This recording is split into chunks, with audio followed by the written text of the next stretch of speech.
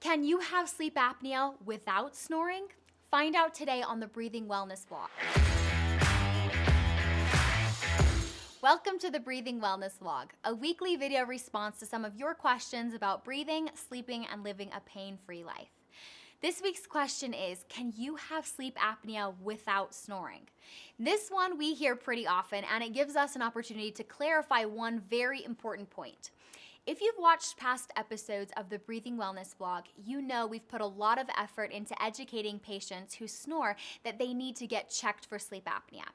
But in doing so, we absolutely do not want to put out the misconception that if you don't snore, you're in the clear.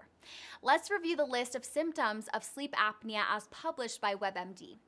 Waking up with a very sore or dry throat, loud snoring, occasionally waking up with a choking or gasping sensation, sleepiness or lack of energy during the day, sleepiness while driving, morning headaches, restless sleep, forgetfulness, mood changes, and a decreased interest in sex, recurrent awakenings, or insomnia.